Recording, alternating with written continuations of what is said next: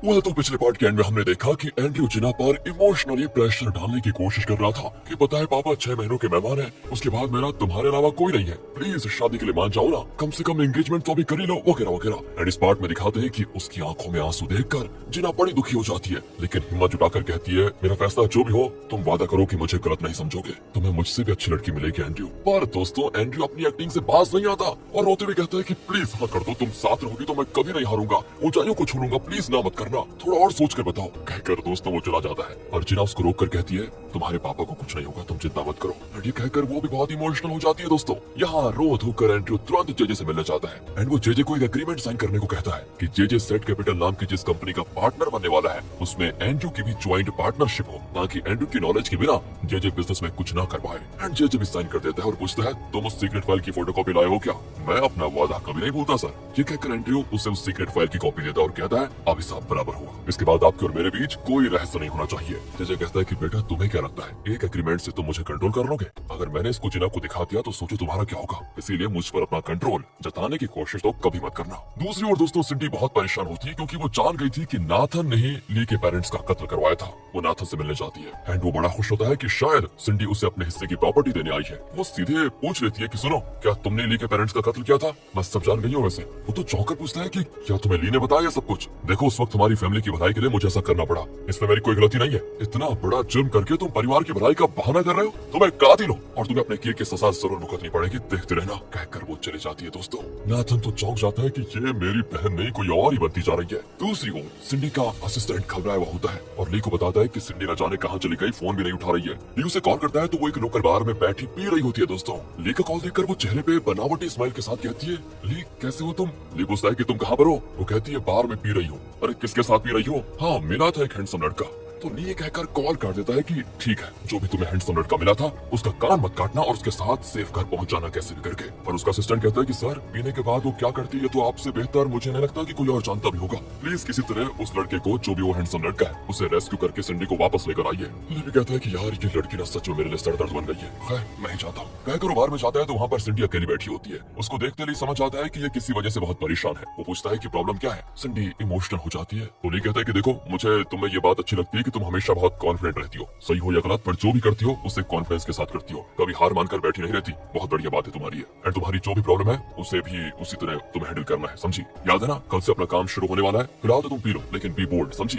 अगले दिन दोस्तों पीए एंड्रयू को बताता है कि चेयरमैन को हॉस्पिटल ले जाना है, हालत बहुत खराब है उनकी। एंड्रयू तुरंत चेयरमैन के घर के लिए निकलता है। दूसरी ओर दोस्तों नाथन ने कोर्ट से ऑर्डर लिया होता है कि उसके पिता की तबीयत बहुत खराब है और उन्हें हॉस्पिटल ले जाने के लिए मुझे उनके घर जाना होगा, इसीलिए ये लोग भी चेयरमैन के घर के लिए निकलते हैं। लेकिन इतने में एंड्रयू घर पहुंच जाता है लेकिन चेयरमैन फिर उसे भूल गया था और पूछता है कि ये कौन है? ये बताता है कि सर ये आपका नया असिस्टेंट है। ठीक है लेकिन मुझे अपनी वाइफ से मिलने जाना है, वो कितने दिनों से अपने भाई के घर पर बैठी हुई है बताओ, मुझसे नाराज है शायद, इसलिए मुझे उसके लिए गुलदस्ता लेकर जाना है। एंड वो निकल ही रहे होते हैं कि वहाँ पर चेयरमैन की वाइफ किमी, एक डॉक्टर और एक नर्स आए होते हैं। असल में कोर्ट के ऑर्डर के अनुसार इस डॉक्टर को भेजा गया था दोस्तों। और डॉक्टर चेयरमैन को चेक करने जाता है लेकिन इतने में अपनी वाइफ को देखकर वो पूछता है ये कौन है, नई नौकरानी है क्या? बस दोस्तों डॉक्टर समझ जाता है कि ये कंफर्म केस है अल्जाइमर्स का। डॉक्टर के जाने के बाद चेयरमैन की वाइफ एंड्रयू से कहती है तुमने कितना घिनौना काम किया है, तुम्हें अंदाजा भी नहीं है, तुम बिल्कुल अपनी माँ की तरह हो, पीठ पर चाकू खोपने में स्पेशलिस्ट, और तुम इस सब इनकी प्रॉपर्टी को हासिल करने के लिए कर रहे थे ना, और तुम्हारा वो मकसद है मैं कभी पूरा नहीं होने दूंगी। कहकर दोस्तों वाइफ चली जाती है चेयरमैन की। लेकिन एंड्रयू के दिमाग में एक के बाद एक आइडिया आता रहता है। वो अपने असिस्टेंट से पूछता है कि पापा का साइन करने के लिए वो आर्टिस्ट तैयार है ना या फिर नहीं? वो कहते हैं सर एकदम रेडी है। दूसरी ओर दोस्तों जिना बॉडीगार्ड के लिए बहुत सारे डिशेस खरीद कर लेकर जाती है। बॉडीगार्ड कहता है तुम्हें क्या लगता है कि ये सब देकर तुम मुझे खरीद लोगी? जॉन कहता है कि देखो यार बॉडीगार्ड तुम हो तो बड़े वफादार और तुम अपनी वफादारी गलत जगह दिखा रहे हो, जे इसके लायक है नहीं, तुम यहाँ पड़े पड़े सड़ रहे हो और वो आराम से बाहर घूम रहे देखो। और बॉडीगार्ड दोस्तों उनकी एक भी सुनने को तैयार नहीं होता। जिना कहती है देखो मैं तो तुम्हारा हालचाल पूछने रोज आऊंगी और मुझे तुमसे बहुत ज्यादा उम्मीद है और तुम पर विश्वास भी है। ये कहकर वो चली जाती है पर उनके जाते बॉडीगार्ड सारा खाना नीचे गिरा देता है और दोस्तों यहाँ पर लगता है कि ये हमेशा जेजे का वफादार ही रहेगा। दूसरी ओर एंड्रयू और उसका असिस्टेंट उस आर्टिस्ट की राइटिंग को चेयरमैन की राइटिंग से कंपेयर कर रहे होते हैं और 90% मैच हो जाता है। असिस्टेंट बताता है कि बाकी 10% मैच होने के लिए उस आर्टिस्ट को और प्रैक्टिस करनी होगी एंड वो एक हफ्ता मांग रहा है। एंड्रयू कहता है नहीं, उतना टाइम तो मेरे पास है नहीं, उसे जल्दी प्रैक्टिस करने को कहो। दूसरी ओर ली सिंडी को लेकर वॉल्टर के घर पर जाता है, जहाँ पर वो वॉल्टर से बॉन्ड्स खरीदने वाला है। एंड दोस्तों आपको वॉल्टर तो पता है ना कौन है? अरे वही बुजुर्ग बिजनेसमैन जो बहुत अमीर था। एंड वहाँ पर ली इंट्रोड्यूस कराता है सिंडी को कि ये डोडो ग्रुप के चेयरमैन की बेटी है, अगली चेयरमैन यही बनेगी। ये सुनकर तो सिंडी में चौंक जाती है कि क्या सच में? वॉल्टर बताता है कि मेरे पास डोडो ग्रुप के 30% बॉन्ड्स है, लेकिन कंपनी को टेक ओवर करने के लिए तुम्हें 20% बॉन्ड्स की जरूरत और पड़ेगी। तुम पहले उन लोगों से बात करो जिनके पास बाकी के बॉन्ड्स है, फिर मैं तुम्हें अपने बॉन्ड्स बेचूंगा। ये कहता है ठीक है, हम वही कर लेंगे, कोई दिक्कत नहीं। पर ये उतना आसान नहीं है, क्योंकि 20% बॉन्ड्स कई लोगों में बटा हुआ था, तो उन सबको एक जगह बुलाकर उन्हें विश्वास दिलाना होगा कि ली डोडो ग्रुप की भलाई करेगा, ना कि उसका नुकसान। और दोस्तों ये सारी चीज बॉबी देख रहा होता है और वो एंड्रयू को बता देता है। एंड्रयू भी शॉक पे शॉक होता है कि वॉल्टर ली को अपने बॉन्ड्स बेचने के लिए मान कैसे गया। वो उस रेस्टोरेंट में जाता है जहाँ वॉल्टर खा रहा होता है और वो कहता है कि ली बहुत इंटेलिजेंट है, मुझे उसकी बात माननी पड़ी। एंड्रयू तो गुस्सा हो जाता है कि आपने तो मुझे प्रॉमिस किया था कि उस बॉन्ड्स को आप बेचेंगे नहीं कभी। हाँ बेटा किया तो था, लेकिन इस जमाने में कौन वादा निभाता है बताओ। लेकिन मैंने उसको कह दिया है कि अगर वो 20% बॉन्ड्स खरीद कर लेकर आ जाएगा जो कि दूसरों के पास है, तो मैं अपना 30% उसको बेच सकता हूँ आराम से। तुम चाहो तो बाकी के 20% खरीद कर लेकर आ जाओ और मैं तुम्हें अपने 30% बॉन्ड्स दे दूंगा, कोई दिक्कत नहीं है। पर दोस्तों एंड्रयू तो जानता है कि उसके लिए बिल्कुल नामुमकिन है। वो कहता है अच्छा तो आप ली का ही पक्ष लेंगे। वॉल्टर कहता है अगली मीटिंग में बात करेंगे, अभी निकलो। एंड वहाँ ली बाकी के बॉन्ड्स खरीदने के लिए कुछ लोगों से मीटिंग करता है। वो कहते हैं कि डोडो ग्रुप का कोई हो तो हम बेचने की सोच सकते हैं, लेकिन हम तुम्हें क्यों बेचे।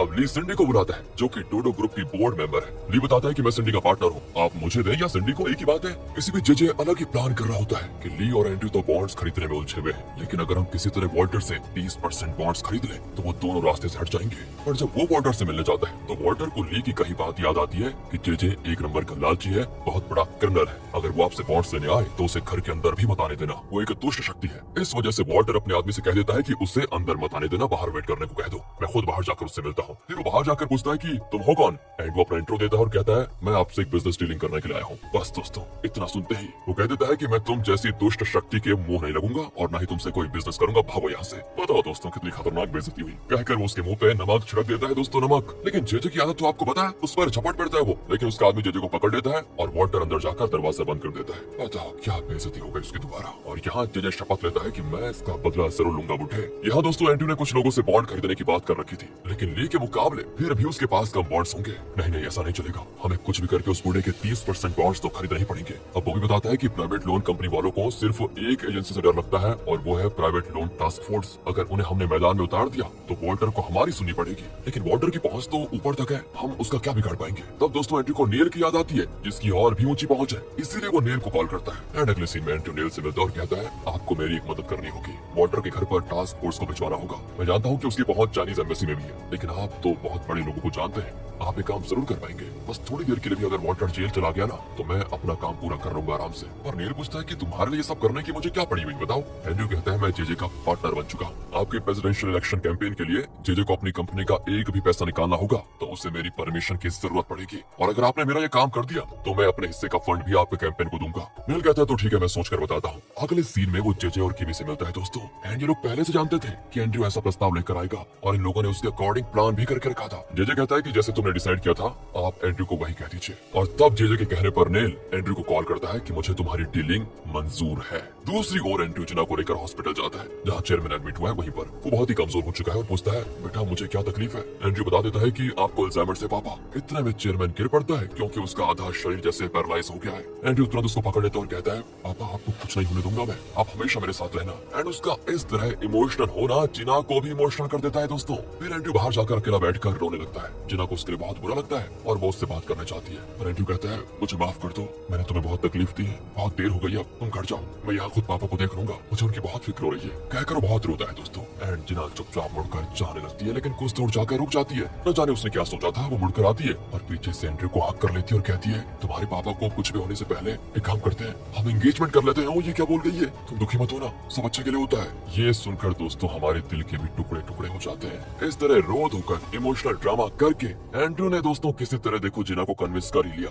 एंड वो जिना को गले लगा लेता है। तो अगले दिन एंड्रयू और ली डोडो ग्रुप में होते हैं। यहाँ पता चलेगा कितने लोग अपने बॉन्ड्स ली को देंगे और कितने एंड्रयू को। ली तो बहुत कॉन्फिडेंट होता है, लेकिन वो नहीं जानता कि वॉल्टर के घर पर टास्क फोर्स भेजे जाने वाला है। दूसरी ओर वॉल्टर भी डोडो ग्रुप के लिए निकल रहा होता है कि वहाँ पर टास्क फोर्स आ जाता है। एंड वो लोग कहते हैं कि हमें खबर मिली है कि यहाँ इलीगल बिजनेस ट्रांजैक्शन चल रहे हैं, इसलिए हमें रेड करनी होगी और आपको हमारे ऑफिस आना पड़ेगा। वॉल्टर तुरंत पुलिस कमिश्नर और दूसरे ऑफिसर्स को कॉल करता है, लेकिन सभी स्विच ऑफ आते हैं। वो समझ नहीं पाता कि अब क्या करूं, क्योंकि अगर वो डोडो ग्रुप नहीं गया तो ली को उसने जो वादा किया था उसे निभा नहीं पाएगा और अपने 30 बॉन्ड्स बेच नहीं पाएगा। मुझे भी समझ आता है कि ये सब एंड्रू का किया कराया है। वो तुरंत ली को कॉल करके कहता है, पर इतने में वॉल्टर को लेकर वो लोग चले जाते हैं। दोस्तों ली एकदम शॉक हो जाता है कि मीटिंग थोड़ी देर में शुरू होने वाली है और इस वक्त अरेस्ट हो गया वो सब चौपट हो जाएगा। पर यहाँ एंड्रू चिल्लाता है कि इलीगल ट्रांजैक्शन करेगा तो अरेस्ट ही होगा ना। और ली तुरंत चाइनीज एम्बेसी को कॉल लगाता है, पर वहाँ ये नेल बैठा होता है। वो ऑफिसर नेल को फोन देता है। नेल कहता है कि अरे बेटा ली कैसे हो, मैं नेल बोल रहा हूँ। ली को साफ पता चल जाता है कि ये नेल की चाल है। वो कहता है कि अच्छा तो आप एंड्रू की टीम में चले गए, कोई बात नहीं। नेल कहता है कि मैं किसी की टीम में नहीं हूँ,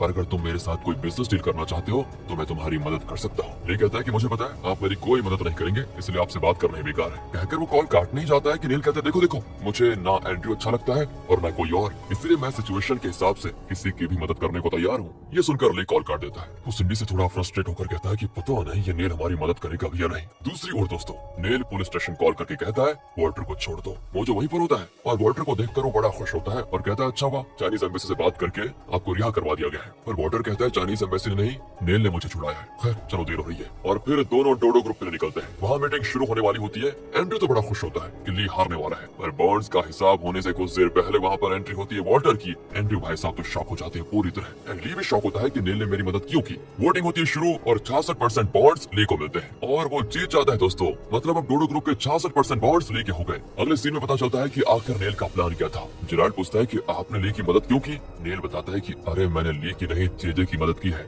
मैं हमेशा जेजे का पक्ष लूंगा और मैंने अब जो किया है इससे डोडो ग्रुप जेजे का हो जाएगा। तुम बस देखते जाओ मेरा काम। दूसरी ओर जेजे एंड्रू से पूछता है क्यों बेटा, लगता है तुम ली से हार गए हो। नेल के पास जाने के बजाय अगर तुम मेरे पास आए होते ना तो आज तुम ही जीतते। तभी एंड्रू कहता है अब कुछ नहीं हो सकता सर, मेजोरिटी बॉन्ड्स ली के पास जा चुके हैं, अब हमारी कंपनी का दिवाला जरूर निकलेगा। और यहाँ पर जेजे विलन वाला स्माइल देकर कहता है कि फिक्र मत करो, मेरे पास एक और प्लान है। दूसरी ओर दोस्तों ली कहता है कि अब तो मैं एंड्रू को रास्ते से हटा दिया, अब मैं जिना को प्रपोज करूंगा। मुझे घबराकर कहता है कि मुझे डर है कि तुम्हारे सर में जो बुलेट है उसकी वजह से अगर तुम्हें दोबारा दर्द हो गया तो तुम्हारा ब्रेन डैमेज हो जाएगा और तुम्हारी जान भी जा सकती है। ली कहता है मुझे अपने दिमाग की फिक्र से ज्यादा अपने दिल की फिक्र है। मैं किसी भी हाल में नहीं चाहूंगा कि जिना एंड्रू की हो जाए, क्योंकि जिना मुझसे प्यार करती है, पर एंड्रू ने उसे इमोशनली फंसा के रखा हुआ है, इसलिए मैं तुरंत जाकर जिना से प्रपोज करने वाला हूँ। आप प्लीज मुझे मत रोकेगा इस बार। वो सीधे जिना से मिलने जाता है। जिना अपनी फ्रेंड के साथ जा रही होती है। ली उनके सामने जाता है और जिना से कहता है कि मैं तुमसे अकेले में बात करना चाहता हूँ प्लीज। जिना की फ्रेंड तो घर चली जाती है। ली और जिना चलने लग जाते हैं। ली कहते हैं एक लड़का था जो 3 बार एक ही लड़की से प्यार कर बैठा। पहली बार तो वो देख भी नहीं सकता था कि वो लड़की दिखती कैसी है, पर वो उससे बहुत ज्यादा प्यार करता था, लेकिन उसने उस लड़की को खो दिया। 2 साल के बाद वो उस लड़की से फिर मिला और उसको देख भी सकता था, पर उसको पहचान नहीं पाया, लेकिन तब भी उसे उस लड़की से प्यार हुआ। पर किस्मत तो देखो, एक बार फिर वो उस लड़की से अलग हो गया और उस लड़की की यादें उसके दिमाग से मिटा दी गई। उसके बावजूद तीसरी बार भी उसे उसी लड़की से फिर प्यार हो गया। उस लड़की ने न जाने इतने सालों में कितने बुरे दिन देखे, लेकिन वो उस लड़की के लिए जीती रही। उसके इतने पास रहकर भी वो हालात की वजह से उससे दूर रही। इसका मतलब समझती हो तुम? वो दोनों चाहे कितने भी बार अलग क्यों ना हो जाए, एक दूसरे से मिल ही जाएंगे। न वो लड़का उस लड़की के बिना जी सकता है और न वो लड़की उस लड़के के बिना जी सकती है। अभी तो मुझसे चुप रहोगी क्या जिना? लेके मुझसे अपना असली नाम सुनकर वो चौंक जाती है। ले कहता है इस बार मैं तुम्हें खोना नहीं चाहता, मुझे सब याद आ गया है, मुझे तकलीफ होगी अगर तुम चाहोगी तो मुझसे दूर मत जाओ। उसकी आंखों में आंसू भर आते हैं और वो जिना का हाथ अपने हाथ में ले लेता है। जिना की आंखें भर आती है दोस्तों पूरी, लेकिन वो कुछ कह नहीं पाती। आखिर उसने एंड्रू से एंगेजमेंट करने का वादा जो किया होता है, और यहाँ जिना क्या जवाब देने जा रही है। पिछले पार्ट के एंड में हमने देखा कि ली ने अब तक की अपनी और जिना की लाइफ की सारी बातों को याद दिलाते हुए बहुत ही इमोशनल होकर जिना को प्रपोज कर दिया कि मैं अब तुम्हें फिर से खोना नहीं चाहता। पर दोस्तों जिना ने एंड्रू से शादी करने का वादा किया था, वो उन पलों को याद करती है जब एंड्रू ने उसकी जान बचाई थी, उससे कितनी उम्मीदें रखी थी और आखिर में बात एंगेजमेंट तक पहुंच गई थी। अब वो ली को हाँ करेगी तो ये एंड्रू के साथ धोखा होगा, ऐसा उसे लगता है। वैसे ऊपर से वो ली के करीब जाकर उसकी जान के लिए खतरा नहीं बनना चाहती। चलिए तो इस पार्ट में वो कहती है कि सुनो, एंड्रू ने मेरे लिए बहुत कुछ किया है और मैंने उससे शादी का वादा किया है, अब मैं मुकर नहीं सकती। कहकर दोस्तों वो ली के हाथों के बीच से अपना हाथ निकाल लेती है। लेके पैर उतरे जमीन खिसक जाती है कि ये क्या हो गया। जिना चली जाती है दोस्तों, लेकिन अकेले में जाकर बहुत रोती है कि ये मुझसे क्या हो रहा है, क्या भाग्य लिखा हुआ है मेरा। अगले सीन में ली को वो सारे बॉन्ड्स मिल जाते हैं जिनकी बदौलत वो डोडो ग्रुप को खरीद सकेगा। वो मोजो से कहता है कि आप एंड्रू से कहिए कि मैं उससे मिलना चाहता हूँ, पर मोजो से कॉल करता है तो वो तो अकड़ कर कहता है कि अगर मिलना है तो मेरे ऑफिस आ जाओ, मुझे काम बहुत बड़ा है, मैं नहीं आ सकता वहाँ पर। और दोस्तों एंड्रू ऐसा किस लिए कह रहा है ये तो हमें अब पता चलता है। तो फ्लैशबैक में दिखाते हैं कि जब एंड्रू ने जेजे को बताया कि मेजोरिटी बॉन्ड्स ली के हाथ में जा चुके हैं, अब हमें उसकी हर बात माननी पड़ेगी, तो जेजे ने कहा कहा था ना, आपको याद होगा कि फिक्र मत करो, हम ऐसा कुछ करेंगे कि उसके बॉन्ड्स का वैल्यू ही ना रहे। असल में बॉन्ड उधार जैसा है, तो अब ली के पास 50% बॉन्ड्स है, तो इसका मतलब है कि उसने डूडो ग्रुप को उधार दिया है। अगर हम अपनी तरफ से 50% फंड्स कंपनी में डाल दें तो उसके उधार का कोई वैल्यू नहीं रहेगा। तो दोस्तों एंड्रयू ने कहा था कि पर उतना बड़ा अमाउंट हमारे पास आएगा कहाँ से? तब जेजे ने बताया क्या कहा कि मेरे पास सेट कैपिटल का पैसा जो है, क्या कहते हो? पर सर वो तो सिर्फ 200 मिलियन का है। हाँ बेटा, पर उन 200 मिलियन के बॉन्ड्स को मैं अपने एक दोस्त के पास गिरवी रखकर लगभग 500 मिलियन उधार ले सकता हूँ। अच्छा, तो क्या हमें ली की बात मानने की जरूरत नहीं है ना? बिल्कुल जरूरत नहीं है, लेकिन तुम्हें उसके बदले में उस एग्रीमेंट को कैंसिल करना पड़ेगा जिसकी बदौलत सेट कैपिटल में तुम मेरे पार्टनर बने हो। दोस्तों यही सोच कर प्रेसिडेंट में एंड्रयू ली का इंतजार कर रहा होता है और साथ में लीगल एडवाइजर के नाते जिना भी होती है। फिर ली की टीम वहाँ पर आती है और वो एंड्रयू को कई डॉक्यूमेंट साइन करने को कहते हैं और बताते हैं कि किन बॉन्ड्स को चेंज करना है। पर एंड्रयू को तो जेजे ने फंड्स देने का वादा किया था, तो वो उन डॉक्यूमेंट्स को फाड़ कर कहता है कि मुझे तुम्हारे बॉन्ड्स की जरूरत ही नहीं है। ली कहता है कि अच्छा, तो जेजे ने फिर तुम्हारी मदद करने का वादा किया है लगता है। अब एंड्रयू शॉक हो जाता है दोस्तों कि जिना को पता चल गया तो क्या होगा। वो कहता है कि देखो, बेकार की बात करके मेरा टाइम वेस्ट मत करो और निकलो यहाँ से। लिए दोस्तों समझ जाता है कि पक्का जेजे ने अपना गेम शुरू कर दिया है। वो मुझे से पूछता है कि सुनो, जेजे के डॉक्यूमेंट्स के सारे ट्रांजैक्शन को ट्रेस करो, और मुझे बताता है कि वो तो बहुत मुश्किल है क्योंकि वो किन अकाउंट से क्या ट्रांजैक्शन करता है ये तो बहुत ही सीक्रेट तरीके से होता है। अरे पर आप कोशिश तो कीजिए, ये कहकर दोस्तों ले चला जाता है। दूसरी ओर ना जिना बॉडीगार्ड से मिलने के लिए इस बार भी बहुत सारा खाना लेकर जाती है, पर वो साफ साफ कह देता है कि तुम कुछ भी कर लो, मैं जेजे के खिलाफ कुछ नहीं बताऊंगा तुम्हें। जिना कहती है कि मैं तुम्हारी माँ से मिलकर आ रही हूँ। वो सोचती है कि तुम कोई अच्छा काम कर रहे हो।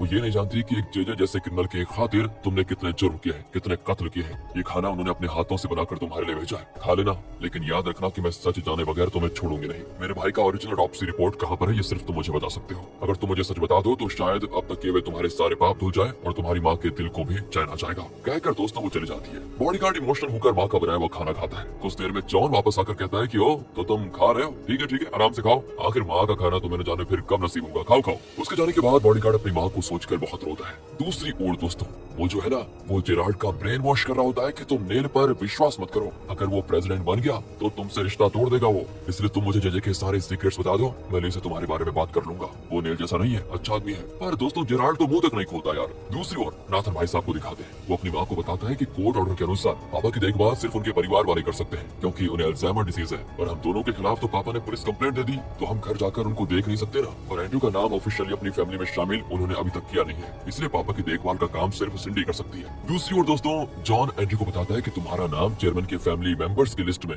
ऑफिशियली शामिल नहीं किया गया है, अब तो चेयरमैन को अल्जाइमर्स भी हो गया, तो जब प्रॉपर्टी की बात आएगी तो उसमें तुम्हें कोई हिस्सा नहीं मिलेगा। एंड्रयू चौंक जाता है दोस्तों यहाँ पर, लेकिन उसके पास तो एक हैंडराइटिंग आर्टिस्ट है जिसने चेयरमैन की हैंडराइटिंग में एक लेटर लिखा है, क्योंकि मेरी वाइफ और बेटा मेरे खिलाफ है, इसलिए मैं उन्हें अपनी कोई प्रॉपर्टी नहीं देना चाहता। मेरी बेटी भी मेरा कहा नहीं मान रही, इसलिए मैं उसे सिर्फ एक घर देने को तैयार हूँ, बाकी की पूरी प्रॉपर्टी और कंपनीज का वारिस होगा मेरा बेटा एंड्रयू। इस तरह का दोस्तों फर्जी वसीयतनामा तैयार कर रहा है ये एंड्रयू। दूसरी ओर नाथन और उसकी माँ सिंडी से कहते हैं कि सुनो, सिर्फ तुम पापा की देखभाल कर सकती हो, उस एंड्रयू को तो घर में आने ही मत देना। पर सिंडी तो पहले से नाथन और अपनी माँ के खतरनाक प्लान्स को देख चुकी है, तो वो गुस्से में कह देती है कि मैं पापा की देखभाल कर लूंगी, मुझे ना आप दोनों की और ना ही उस एंड्रयू की जरूरत है। मैं जानती हूँ कि आप दोनों का मकसद क्या है और मैं कभी आपका मकसद पूरा नहीं होने दूंगी। इसलिए दोस्तों एक अच्छी बेटी के लफ्ज कहकर वो चली जाती है। वहाँ जेजे और जेरार्ड नेल को प्रेसिडेंशियल इलेक्शन कैंपेन के लिए कई आइडियाज दे रहे होते हैं, लेकिन जेजे के आइडियाज जेरार्ड को बिल्कुल ठीक नहीं लगते। फिर भी दोस्तों वो नेल जेरार्ड की बात न सुनकर जेजे की ही बात सुनता है और जेरार्ड की बात पर वो ध्यान देता ही नहीं। बस अब जेरार्ड को एहसास हो जाता है कि नेल के लिए मैं नहीं जेजे इंपॉर्टेंट है। उसे शक होने लगता है कि कहीं इसने इलेक्शन के बाद मुझे निकाल दिया तो मेरा क्या होगा। बड़ा परेशान होता है दोस्तों वो, पर लगता है ग्रे और मोजो से फॉलो कर रहे थे, तो वो ली को वहाँ पर लेकर आ जाते हैं। ली मौका पाकर तुरंत उससे बात करता है, पर जेरार्ड कहता है कि चाहे कुछ भी हो जाए मैं ली के साथ गद्दारी नहीं कर सकता। अरे पर हम तुम्हें नेल से गद्दारी नहीं करने को कह रहे, तुम्हारा टारगेट तो जेजे होना चाहिए, क्योंकि देखो उसी की वजह से नेल तुम्हें अनदेखा अनसुना कर रहा है। तुम हमें ये बताओ कि जेजे के फंड्स किन कंपनीज में या बैंक्स में है। अच्छा, पर अगर मैंने तुम्हें वो इन्फॉर्मेशन दे दी तो नेल के इलेक्शन कैंपेन का क्या होगा, क्योंकि उसकी फंडिंग तो जेजे करने वाला है। ये कहता है कि नेल को फंडिंग तो मैं दे दूंगा ना, तुम फिक्र क्यों करते हो। दोस्तों यहाँ हॉस्पिटल में चेयरमैन की हालत बद से बदतर हो रही है। वो पीए से कहता है कि जरूर मेरी वाइफ ने डॉक्टर को पैसे देकर मुझे फिर गलत ट्रीटमेंट दे दिया, तुम डॉक्टर से मेरे सारी रिपोर्ट्स लेकर आ जाओ, मैं दूसरे डॉक्टर को कंसल्ट करना चाहता हूँ। अब दोस्तों पीए ने डॉक्टर से रिपोर्ट्स मांगता है और देखो वो रिपोर्ट्स देने से इनकार कर रहा है। इतने में एंड्रयू आकर कहता है कि मैंने डॉक्टर को मना किया था कि आपको रिपोर्ट्स ना दे, असल में पापा की हालत बहुत ही खराब है और वो सिर्फ 6 महीने जिंदा रहेंगे। ये तो घबरा जाता है कि ये तुमने मुझे पहले क्यों नहीं बताया, क्या अब उन्हें बचाने का कोई रास्ता नहीं है। अगर ऐसा है तो हमें तो तुरंत उनकी वाइफ को बता देना चाहिए चाहिए। सर आप टेंशन मत होइए, मैं खुद उन्हें बता दूंगा। और दोस्तों इतने में एंड्रयू का असिस्टेंट आकर बताता है कि चेयरमैन कमरे से गायब है। असल में दोस्तों चेयरमैन नेल के घर पर गया था। अब वो वक्त में और पीछे जा चुका था, यानी उस टाइम पे जब उसकी और उसकी वाइफ की शादी नहीं हुई थी। वो जाकर अपनी वाइफ को शादी के लिए प्रपोज करता है, जिसको सभी देख रहे होते हैं। यहाँ पता चलता है कि चेयरमैन अपनी वाइफ से बहुत प्यार करता था। दोस्तों फिर क्या था, चेयरमैन वहाँ पर खाना खाने लग जाता है। सिंडी भी वहाँ पर आ जाती है। पापा को देखकर बहुत इमोशनल होती है और उनसे बात करती है। तो वो कहता है कि अरे तुम कौन हो और मुझे पापा क्यों कह रही हो, मेरी तो अभी शादी भी नहीं हुई, ये देखो ये मेरी होने वाली वाइफ है। ओह, रात को दोस्तों एंड्रयू वहाँ पर आकर इन तीनों को बताता है कि चेयरमैन अब 6 महीने से ज्यादा जिंदा नहीं रहेंगे। और ये सुनकर सभी चौंक जाते हैं कि ऐसा कैसे। सिंडी उसे कहती है कि ये सब तुम्हारे आने के बाद हो रहा है एंड्रयू, उससे पहले तो हम सब बहुत ही खुश थे, पापा भी। दूसरी ओर दोस्तों ली ने पैनी को चाइना से यहाँ पर बुलाया था और दूसरी ओर किमी को ली का वीडियो मैसेज आता है जिसमें पैनी और जेजे बहुत क्लोज थे। ली तुरंत उसे कॉल करके पूछता है कि कैसा लगा ये वीडियो, पर वो कहती है कि मैं तुम्हारी किसी भी बात को सच नहीं मानूंगी, क्योंकि पैनी तो तुम्हारी भेजी भी एजेंट थी ना, उसने जानबूझकर सब किया होगा। अच्छा तो आपको और सबूत चाहिए, मतलब लीजिए एक और भेजता हूँ। दूसरा वीडियो दोस्तों उस दिन का था जब जेजे मेरे इलेक्शन जीत गया था। कार में पैनी और जेजे अकेले थे तो पैनी पूछती है आपने प्रॉमिस किया था कि इलेक्शन के बाद मुझे जो चाहिए आप देंगे। हाँ हाँ तुम मांगो तो सही, मुझे आपके अलावा और कुछ नहीं चाहिए। अरे पर मेरी तो शादी हो चुकी है, तो क्या आप किसी से बहुत प्यार करते हैं? प्यार नहीं यार, प्यार किसको करना है, मेरे लिए तो ये सब कुछ गिव एंड टेक बिजनेस है। अच्छा तो क्या मैं भी आपके लिए इम्पोर्टेंट नहीं हूँ? अगर मैं इम्पोर्टेंट हूँ तो आप मुझे अभी किस कीजिए। और दोस्तों इस पर जेजे उसे तुरंत किस करने लग गया था। बस ये देखकर किमी की आंखों में आंसू। अगले सीन में वो पैनी से मिलती है, तब पैनी उसे बताती है कि ली के पेरेंट्स का कत्ल जेजे नहीं किया था और जिना के भाई का कत्ल भी जेजे नहीं किया था, इसलिए ली और जिना जेजे से बदला लेना चाहते हैं। तुम्हारे पास अभी भी वक्त है, तुम जेजे से दूर हो जाओ, वरना एक दिन वो तुम्हारी भी जान ले सकता है, क्योंकि वो बिजनेस और पावर को पाने के लिए कुछ भी कर सकता है, किसी भी हद तक जा सकता है। किमी दोस्तों ये सुनकर शॉक हो जाती है कि क्या सच में ऐसा था। वो पूछती है कि तुम और मेरा हस्बैंड जेजे किस हद तक क्लोज थे। पैनी उसके कान में दोस्तों कुछ कहती है। अगले सीन में वो घर जाती है जहाँ वो जेजे से पूछती है क्या तुमने पैनी को किस किया था, पर दोस्तों वो तो इनकार ही करेगा ना। कहता है अरे वो तो लीग के एजेंट है, मैंने उसे कभी छुआ तक नहीं। किमी उसको चाटा मारकर कहती है कि मैं तुम्हारी असलियत जान चुकी हूँ, तुमने न सिर्फ लीग के पेरेंट्स का कत्ल किया बल्कि जिना के मासूम भाई को भी तुमने मार डाला, और अब मैं एक खूनी के साथ कभी नहीं रहूंगी। कहकर वो जाने लगती है, पर जेजे उसको धमकाता है कि तुमने मेरी पहली पत्नी का कत्ल किया था, याद है? उस कत्ल को छुपाने के लिए मैंने क्या कुछ नहीं किया, याद है? लेकिन दोस्तों यहाँ की उसकी धमकी से डरती ही नहीं और गुस्से में चली जाती है। अब जेजे तुरंत एंड्रयू से मिलता है और कहता है कि तुम्हें नेल का एक सीक्रेट फाइल निकाल कर मुझे देना होगा, जो कि एक बड़े बैंक के सेफ में। उसमें नेल की आज तक की सारी फाइनेंशियल और दूसरी तरह के क्राइम्स की डिटेल्स है। एंड्रयू पूछता है कि अचानक आपको नेल से क्या दुश्मनी हो गई, कहीं उसके प्रेसिडेंट बनने के बाद आप उन्हें धमकाने के इरादे में तो नहीं हो? जेजे कहता है कि देखो तुमसे जितना कहा जाए सिर्फ वही करो, वरना पता है ना हमारी डीलिंग कैंसिल। दूसरी ओर दोस्तों पीए मोजू को बुला भेजता है और कहता है क्या तुम मुझे किसी तरह चेयरमैन की मेडिकल रिपोर्ट्स ला सकते हो, क्योंकि एंड्रयू तो मुझे वो रिपोर्ट्स देने से इंकार कर रहा है। मुझे शक है कि वो चेयरमैन की लाइफ के साथ कुछ न कुछ खिलवाड़ कर रहा है, उनकी प्रॉपर्टी हड़पने के लिए। उसकी नीयत ठीक नहीं लगती मुझे। वो जो कहता है कि ठीक है मैं कोशिश करूंगा। उस रात वो ग्रे को हॉस्पिटल भेजता है, जो मास्क पहनकर उस डॉक्टर के डेस्कटॉप से चेयरमैन की मेडिकल रिपोर्ट कॉपी कर लेता है। अगले दिन ली उस रिपोर्ट को लेकर दूसरे डॉक्टर के पास जाता है और वो डॉक्टर भी बताता है कि वाकई में इनकी हालत बहुत खराब है, 6 महीने से ज्यादा नहीं रह पाएंगे, लेकिन हाँ एक सर्जरी की मदद से इनके 10% चांसेस है बचने के। वैसे यूएस में एक स्पेशलिस्ट है जो इसकी ट्रीटमेंट कर सकते हैं, उससे इनके बचने के चांसेस 30% बढ़ जाएंगे। ली दोस्तों तुरंत फैसला कर लेता है कि किसी तरह उस यूएस डॉक्टर को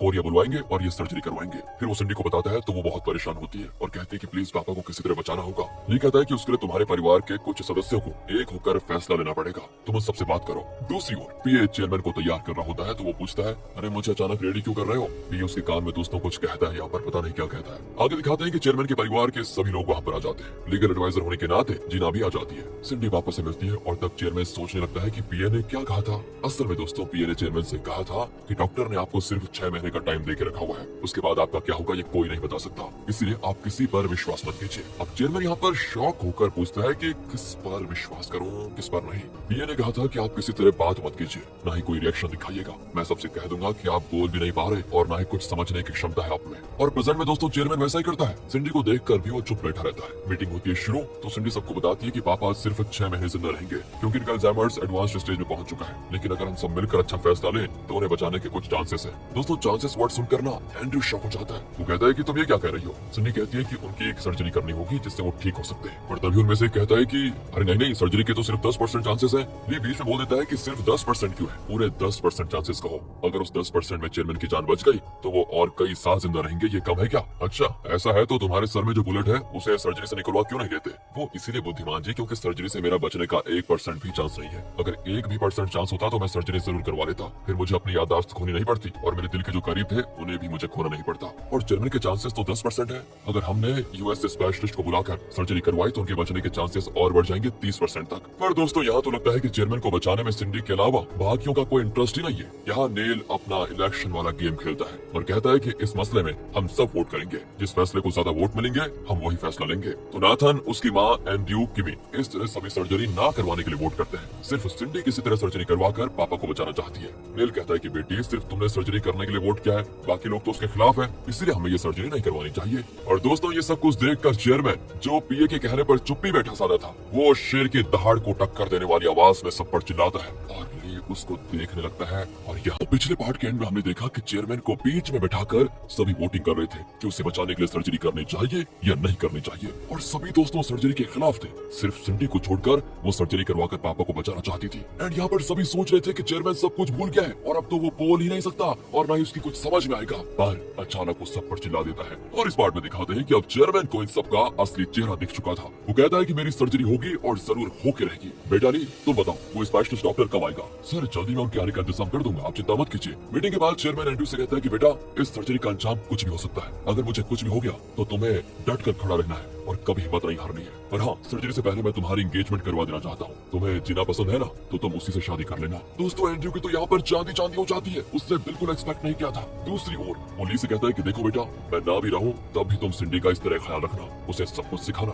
और वक्त आने पर उससे शादी भी कर लेना। ली भी कह देता है कि ठीक है सर। वापस लौटते वक्त तो सिंडी बड़ी खुश होती है और शादी के लिए हाँ करने के लिए ली को थैंक करती है। और ली कहता है कि सुनो, मैंने तुम्हारे पापा की भलाई के लिए हाँ करी है। ऐसे वक्त में उनकी बात को इनकार करके उन्हें डिसअपॉइंट नहीं करना चाहता था, इसलिए मैंने ऐसा कह दिया। बाकी तुम कोई उम्मीद मत रखना मुझसे। वो भी कह देती है कि हाँ, मैंने इसी बात के लिए तुम्हें थैंक किया था वैसे। पर दोस्तों उसका चेहरा बता देता है कि वो अब भी ली से बहुत प्यार करती है। दूसरी ओर दिखाते हैं दोस्तों कि जब नेल, जेरार्ड और किमी घर आते हैं ना, तो वहाँ जेजे को देखते किमी चिढ़कर अंदर चली जाती है। नेल कहता है कि देखो जेजे, तुम इलेक्शन के लिए अपना फंड लगाओ, बाकी आइडिया तो मैं जेरार्ड से ले ही लूंगा, वैसे भी तुम्हारा आइडिया उतना काम नहीं आ रहा। जेजे को बड़ा गुस्सा आता है और वो एंड्रयू को बताता है कि उस बुढ़े को मेरे पैसे चाहिए, लेकिन मेरी जरूरत नहीं। मैं जान चुका हूँ कि इलेक्शन के बाद अगर वो जीत गया तो अपनी बेटी की शादी फिर मुझसे नहीं करवाएगा, इसलिए काम करो, जल्द से जल्द नेल की सीक्रेट फाइल निकाल कर मुझे दे दो बस। एंड्रयू भी दोस्तों हाँ कर देता है यहाँ पर। वैसे उस फाइल में है क्या ये तो आगे पता चलेगा। इन सब की वजह है वो ली, जिसने मेरी वाइफ किमी को सब कुछ बता दिया। उससे ये बहुत महंगा पड़ेगा, हमें किसी भी तरह सिंडी और ली का जो जॉइंट बिजनेस है ना, उसका नुकसान करवाना होगा। दोस्तों एंड्रयू सोच में पड़ जाता है कि डोडो ग्रुप होटल जो सिंडी के कंट्रोल में है, उसे कैसे बंद करवाया जाए, मतलब कोई तरकीब सोचता है दोस्तों वो। एंड्रयू से पता चलता है कि होटल का 70% इनकम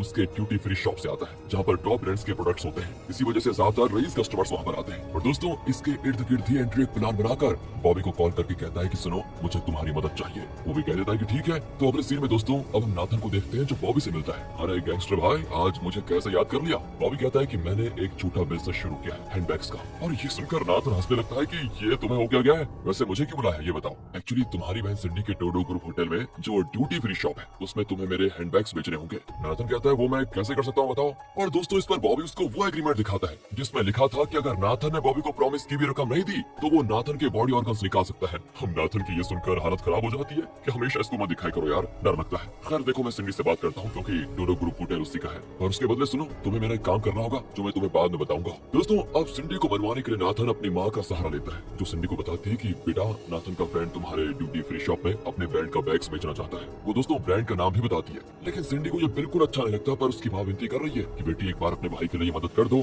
तो वो भी कहती है कि देखो ये लास्ट है, इसके बाद मैं इसके लिए कुछ नहीं करूंगी। और दोस्तों अब एंड्रयू अपना प्लान बॉबी को बताता है कि तुम डोडो ग्रुप होटल में असली ब्रांड के हैंडबैग्स के बजाय नकली वाले भिजवा दो, और ड्यूटी फ्री शॉप होने की वजह से वहाँ के टॉप ब्रांड्स के प्रोडक्ट्स चीप होने चाहिए, और यहीं पर हम अपना गेम खेलेंगे। देखो ये सिंडी का अकाउंट नंबर है, इसमें तुम 2 मिलियन ट्रांसफर कर दो, फिर तुम देखो मैं उसे कैसे जेल भिजवाता हूँ। बॉबी दोस्तों शॉक हो जाता है, लेकिन इस प्लान के लिए मान ही जाता है। लेकिन जब वो अपनी कार से उतरता है तो ग्रे उसकी फोटो लेता है। लगता है दोस्तों वो इन्हें फॉलो कर रहा था। उन फोटोज को देखकर अब ली को शक होने लगता है कि ये बॉबी एंड्रयू से भी मिलता है और नाथन से भी। आखिर इसकी स्कीम क्या है पता लगानी पड़ेगी। अब इनकी बातें सुनने के लिए हमें कोई सीक्रेट माइक फिक्स करना पड़ेगा। दूसरी ओर दोस्तों एंड्रयू के कहने पर बॉबी ने ड्यूटी फ्री शॉप में अपने हैंडबैग्स रखवाने के लिए एक एग्रीमेंट बनाया था, जिससे वो नाथन को देता है। नाथन कहता है कि बहुत हो गया तुम्हारा, अब तुम मेरी भी बात सुनो जरा। पापा की जब सर्जरी होगी ना तो तुम उन्हें मेरे पास लेकर आ जाना। अरे तो क्या तुम अपने बाप का किडनैप करवाना चाहते हो? अरे किडनैप मत कहो यार, वो मेरे पापा है। मैं तो सिर्फ उन्हें अपने पास से बुला लेना चाहता हूँ और कुछ नहीं। अगर सर्जरी के बाद वो ठीक हो गए तो वो अपना वसीयतनामा जरूर चेंज कर देंगे, लेकिन फिलहाल उन्हें अल्जाइमर है तो वो एंड्रयू को तो अपनी प्रॉपर्टी नहीं दे पाएंगे। ऊपर से एंड्रयू फिलहाल हमारे हमारे फैमिली मेंबर्स के ऑफिशियल लिस्ट में है ही नहीं, इसीलिए सारी प्रॉपर्टी हमें ही मिलेगी। और अगर ऐसा हो गया तो सुनो, तुम्हें भी मैं एक हिस्सा दूंगा इसका। बॉबी दोस्तों बिल्कुल मान जाता है। फिर वो एंड्रयू से मिलता है और बताता है कि नाथन ने मुझे अपने पापा को किडनैप करने को कहा है, पर तुम फिक्र मत करो, मैं उससे कह दूंगा कि किडनैपिंग फेल हो चुकी है। और दोस्तों यहाँ पर एंड्रयू को एक और नया आइडिया आता है। वो कहता है बिल्कुल बिल्कुल जैसा नाथन ने कहा, तुम पापा को किडनैप करो, लेकिन उन्हें नाथन के हवाले करने के बजाय मेरे पास लेकर आ जाना। एक तीर से 2 निशाने लगाने का वक्त आ गया है। और ये कहकर एंड्रयू चला जाता है। दोस्तों बड़ा मास्टरमाइंड है। बॉबी भी बड़बड़ाता है कि ओहो, ये बड़े लोग भी ना लगता है बाप को बाप नहीं समझते, अपने फायदे के लिए बाप को खिलौना बनाकर खेलते हैं। दूसरी ओर जेजे बॉडीगार्ड से मिलने जाता है जेल में। बॉडीगार्ड को देखकर वो कहता है कि लगता है जिना तुमसे अक्सर मिलने आती है, आखिर चल क्या रहा है। वो कहता है कि बॉस आप मुझ पर शक कर रहे हैं, मुझ पर, मैं हमेशा आप पे वफादार रहूंगा। अरे वो तो मैं जानता हूँ, मुझे तुम पर शक नहीं है। एक्चुअली नेल, किमी, एंड्रयू ये सभी मुझे धोखा दे रहे हैं, इसीलिए मैं तुम्हें देखने नहीं आ पाया। हाँ, पर तुम फिक्र मत करना, किसी स्पेशल दिन जब कैदियों को रिहा किया जाएगा तो मैं तुम्हारा भी नाम उस लिस्ट में ऐड करवा दूंगा, तुम जल्दी बाहर आ जाओगे। बॉडीगार्ड भी कहता है दोस्तों कि आपकी सेवा के लिए मैं हमेशा तैयार हूँ सर। दूसरी ओर दोस्तों ग्रे ली और मोजो को बताता है कि एक अच्छी खबर मिली है। जिना के भाई की ऑटोप्सी जिस डॉक्टर ने की थी, जो उस वक्त भागकर बच निकला था, उसका पता लग चुका है। असल में रोशी ने उसका पता लगाया था। दोस्तों रोशी तो आपको याद है ना कि भूल गए, काफी टाइम से आई नहीं सीरीज में। वो आगे कहता है कि हमें जल्दी जिना के भाई की ऑटोप्सी रिपोर्ट मिल जाएगी। ये सुनकर ली बड़ा खुश होता है कि चलो कुछ तो अच्छा हो रहा है। पर इतने में टीवी पर बताते हैं कि कल एंड्रयू और जिना की एंगेजमेंट है। ओहो, ये क्या सुनने को मिल गया। ये सुनकर ली भी मायूस हो जाता है। दोस्तों अकेले में बैठकर वो जिना के बारे में सोचने लग जाता है। दूसरी ओर जिना भी बहुत उदास होती है, हालांकि कल उसका एंगेजमेंट है। तब उसे ली का कॉल आता है, लेकिन वो कॉल काट देती है। इस पर ली और दुखी हो जाता है। और दोस्तों ली का कॉल काट कर जिना ग्रे को कॉल करती है। और जब ली को पता चलता है तो वो कहता है फोन मुझे दो। जिना तो दोस्तों जानती नहीं कि फोन अब ली के पास है। वो कहती है सुनो ग्रे, क्या ली ठीक है या बहुत ज्यादा पी रहा है? पिछली बार जब उससे मिली थी तो बहुत डिस्टर्ब लग रहा था कि देखो किसी भी हालत में फिर से एक बार उसके सर में दर्द नहीं होना चाहिए, तुम लोग प्लीज उसका ध्यान रखना। इस पर दोस्तों ली कहता है कि फोन मेरे पास है जिना। और यहाँ दोस्तों जिना चौंक जाती है। वो कहता है कि तुम्हारे भाई की ऑटोप्सी जिस डॉक्टर ने की थी वो न्यूयॉर्क में है और रोशी ने उसका पता लगा लिया है। वो उस डॉक्टर से पूछताछ करने गई है, यही कहने के लिए मैंने कॉल किया था। और फिर दोस्तों वो कॉल काट देता है। जिना एकदम टूट जाती है और अकेले में बैठकर बहुत रोती है। अगले दिन की एंगेजमेंट की पूरी तैयारियां होने लगती है। अब संडे ली को जगाती है कि जल्दी तैयार हो जाओ, आज एंड्रयू और जिना की एंगेजमेंट है। मोजो कहता है कि ली नहीं आएगा, पर ली कहता है कि नहीं, मैं अभी तैयार होकर आता हूँ। वो रेडी होकर निकलने वाला होता है कि अचानक उससे कुछ देर के लिए सब धुंधला धुंधला दिखने लगता है, लेकिन फिर ठीक हो जाता है कुछ देर के बाद। लेकिन दोस्तों इससे उसको घबराहट भी होती है कि ये मुझे अचानक हो क्या रहा है, लेकिन इस समय वो इस बात पर ज्यादा ध्यान नहीं देता। फिर एंगेजमेंट सेरेमनी होती है शुरू। परिवार के सभी लोग आए होते हैं। एंड्रयू और जिना को साथ चलकर आते देखकर ली बहुत दुखी हो जाता है और ये बात सिंडी भी नोटिस कर लेती है। आखिर वो एंगेजमेंट रिंग एक्सचेंज कर लेते हैं। पर ये देखकर नाथन गुस्से में अपने आप से कहता है कि तुमने गलत आदमी को चुना है जिना, मेरे पापा की प्रॉपर्टी उसे नहीं मिलेगी, तुम बहुत पछताने वाली हो। तब उसे बॉबी कॉल करके कहता है कि सर्जरी में जो नर्स डॉक्टर का साथ देने वाली है, मैंने उसको पैसे देकर डीलिंग की है, उसकी मदद से मैं चेयरमैन को किडनैप कर लूंगा। लेकिन दोस्तों उसकी सारी की सारी बातें ग्रे सुन रहा होता है और उसकी रिकॉर्डिंग भी हो रही होती है। असल में वहाँ पर ग्रे ने एक सीक्रेट माइक लगाया होता है जिससे वो नाथन की बातें सुन लेता है। और जैसे चेयरमैन की किडनैपिंग की बात वो सुनता है, वो घबरा कर ली को कॉन्टेक्ट करता है। वो भी सुनकर चौंक जाता है कि भाई ये क्यों क्या रहा है। इसी बीच बॉबी नाथन का कॉल काट कर एंड्रयू को कॉल करता है दोस्तों, और बताता है कि अभी अभी मेरी नाथन से बात हुई है, मैंने उसे बता दिया है कि मैं किडनैपिंग कैसे करने वाला हूँ, और मैंने सोचा कि तुम्हें भी बता दूं, आखिर मैं काम तो तुम्हारे लिए भी कर रहा हूँ। सर्जरी में जो नर्स होगी उसने मेरा साथ देने का वादा किया है। एंड्रयू कहता है कि देखो अभी मैं बिजी हूँ, रात को तुमसे बात करता हूँ। ये कहकर वो कॉल काट देता है। ये सब कुछ सुनकर ली चौंक जाता है कि चेयरमैन को सभी किडनैप करवाना चाहते हैं क्या। फिर दोस्तों फोटो के लिए सबको बुलाया जाता है। चेयरमैन चिल्लाता है कि अरे कम से कम फोटो के लिए तो सब हंस लो एक बार। सभी अपने अपने ढंग से हंसते हैं क्योंकि किसी को इस एंगेजमेंट में कोई इंटरेस्ट नहीं था दोस्तों। ना चाहते हुए भी ली को फोटो में खड़ा होना पड़ता है क्योंकि सिंडी उसको जबरदस्ती खींच कर लेकर आ गई थी। और अब ली फैसला करता है कि इससे पहले कि एंड्रयू रात को बॉबी से बात करे, हमें बॉबी के अड्डे पर सीक्रेट माइक फिक्स करना होगा। तो इस मिशन पर जाता है दोस्तों ग्रे, जो अपना हुलिया चेंज करके बॉबी से उधार मांगने के बहाने जाता है। पर बॉबी पूछता है लगता है मैंने तुम्हें कहीं देखा है, यहाँ पहले भी मिल चुके हैं। ग्रे कहता है कि अरे लो कर लो बात, अरे बॉस याद नहीं, मैं तुम्हारे साथ था सेंट्रल जेल में। बॉबी एकदम से खिल जाता है कि अरे तुम भी सेंट्रल जेल में थे क्या? तो अभी मैं सोचूं कि तुम्हारा थोड़ा इतना देखा देखा सा क्यों लग रहा है। क्या बात करते हो बॉस, मैं तो अक्सर जेल जाया करता हूँ, वही तो आपसे मिला भी था। कहकर दोस्तों बॉबी को एक वॉच देता है और कहता है मुझे पैसे की सख्त जरूरत है, प्लीज इस वॉच को रख लो और $10,000 दे दो प्लीज। बॉबी शॉक हो जाता है क्योंकि ये बहुत ही कीमती और रेयर वॉच है दोस्तों। वो वॉच को रखकर ग्रे को पैसे देता है। असल में दोस्तों ली जानता था कि बॉबी एक वॉच कलेक्टर है, इसीलिए उसने ये प्लान बनाया था। असल में उस वॉच में पता आपको क्या होगा, माइक होगा जिसके जरिए अब ये लोग उसकी और एंड्रयू की बातें सुन पाएंगे। तो रात को एंड्रयू ऐसा प्लान बॉबी से मिलता है और उनकी बातों से ली की टीम को पता चल जाता है कि सर्जरी से पहले डॉक्टर चेयरमैन को एक इंजेक्शन देंगे। और बॉबी ने जिस नर्स के साथ डीलिंग की थी वो उस इंजेक्शन में कोई और दवा मिला देगी जिसकी वजह से कुछ देर के लिए चेयरमैन का हार्ट बीट बंद हो जाएगा। ऐसा होने से वो सोचेंगे कि चेयरमैन मर चुका है। तो बॉबी वहाँ पर जाएगा और चेयरमैन को किडनैप करके एंड्रयू के हवाले कर देगा। फिर एंड्रयू चेयरमैन पर कोई प्रोसीजर करेगा तो चेयरमैन का हार्ट बीट फिर से चालू हो जाएगा। ये सब कुछ बताकर बॉबी पूछता है कि एक बात बताइए, नाथन तो अपने पापा की प्रॉपर्टी पाने के लिए उन्हें किडनैप कर रहा है, पर तुम उन्हें किडनैप क्यों करना चाहते हो? वो जिंदा रहेंगे तुम्हारा ही तो फायदा होगा ना। एंड्रयू कहता है कि नहीं, अगर वो जिंदा रहे तो मुझे सिर्फ 50 50% प्रॉपर्टी मिलेगी, बाकी 50% तो सिंडी को दे देंगे वो, और मुझे ये कभी मंजूर नहीं होगा। मुझे तो पूरी प्रॉपर्टी चाहिए, इसीलिए मैं उन्हें किडनैप कर रहा हूँ। दोस्तों ये सब कुछ सुनकर ली और मोजो चौंक जाते हैं कि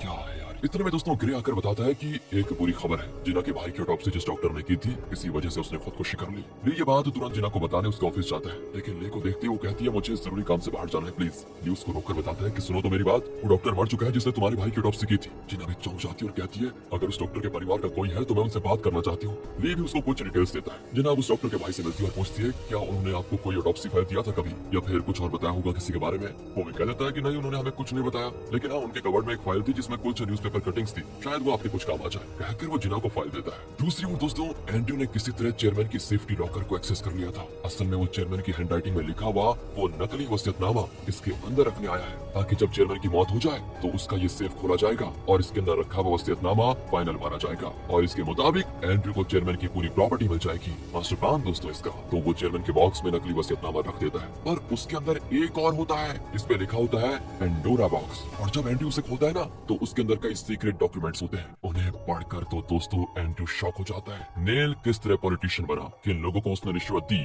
इसके अलावा और भी कई खतरनाक सीक्रेट्स होते हैं दोस्तों उसमें। और यही फाइल दोस्तों जे ने मंगवाई थी। तो दूसरी ओर दिखाते हैं जिना को। जिना उस डॉक्टर के भाई का दिया हुआ फाइल देख रही होती है। उसमें कुछ पेपर कटिंग्स के साथ ये लिखा होता है कि स्यूडो हॉस्पिटल, यानी कि जब ली अंधा था दोस्तों तो उसका अपना एक हॉस्पिटल था, उसमें आग कैसे लगी, ली के पेरेंट्स की मौत कैसे हुई, इन सब का कारण कौन था, ये सारी डिटेल्स आपको पेंडोरा बॉक्स में मिलेगी। लेकिन दोस्तों अभी जिना नहीं जानती कि ये पेंडोरा बॉक्स है क्या चीज, लेकिन हमें तो पता है कि पेंडोरा बॉक्स कहाँ पर है, और फिलहाल वो किसके हाथ में है, एंड्रयू के हाथ में यार। यहाँ से सीधे एंड्रयू को दिखाते हैं जो जेजे को बताता है कि मैंने वो सीक्रेट फाइल देख ली है, उसमें नेल के सारे खतरनाक कारनामों की पूरी डिटेल्स है। जेजे भी खुश होकर कहता है कि वाह तुम जल्दी से वो फाइल मुझे ला कर दो। और एंड्रयू कहता है कि क्या बात कर रहे हो, उसमें और भी कई सीक्रेट्स हैं, जैसे कि आप क्या क्या करके स्टूडियो हॉस्पिटल के डायरेक्टर बने वगैरह वगैरह। और इस पर जेजे बौखलाकर चिल्लाता है कि तुम कहना क्या चाहते हो, मुझे वो फाइल दोगे या नहीं। एंड्रयू ये कहकर चला जाता है कि वो फाइल जहाँ है वहीं सुरक्षित रहेगा, उसे मैं आपके हाथ में कभी दूंगा ही नहीं।